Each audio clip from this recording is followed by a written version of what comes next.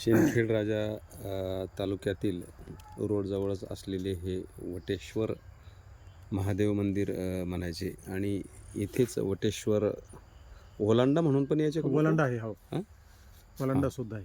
हां जे आपत्या लेकर बाळ झाले ते झोके बांधले ते लोकांनी, अजून ते कपडे आहे त्याचे.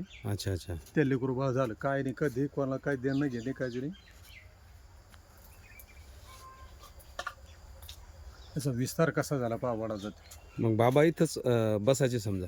हा, म्हणजे ज्यावेळेस जास्तीत त्याला जास्त वेळ मिळून फुरसत त्यावेळेस हां. गप्पा न मारतात त्यांचं ते.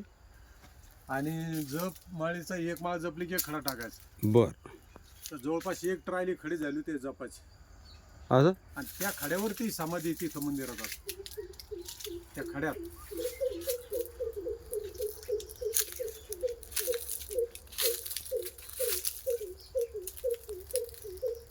आता हे तर एवढ्या खडकावर उगणं आणि सावली करणं म्हणजे एक मग हे काहीतरी ईश्वरी शक्ती नाही. हा बघा बरं.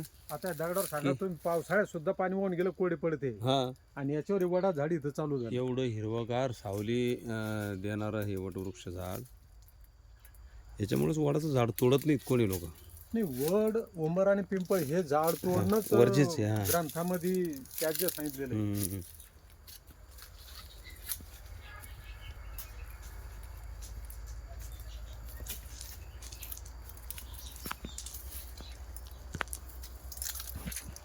जसं जसं रूप पाहायचं म्हणलं तसं तसं मन समाधानानं जेवढा टाईम घालता येईल तेवढं अलग अलग रूप आणि अलग अलग मनन होतं या गोष्टीवर. त्यांनी काही गोष्टी सांगलेल्या, ज्या खांद्याला समजा आला बसला जवळ, हां, त्या जपात बसल्यानंतर त्याचं जर समजा झालं ते स्वतःकडे असं आहे, तो आता असं तसं कधी बरोबर तसंच व्हायचं.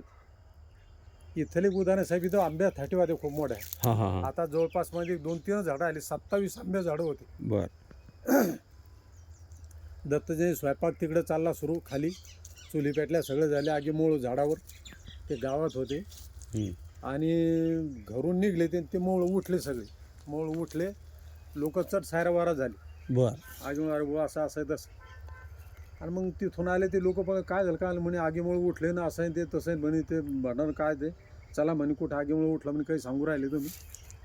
आली इथं कुठं माशी नाही, एक सगळे झाडं माय म्हणे आम्ही पाहिले ना म्हणे, काय ते काय सांगू राहिले तुम्ही. लोक बसले, स्वयंपाक चालू, पुन्हा कार्य सुरळीत झालं.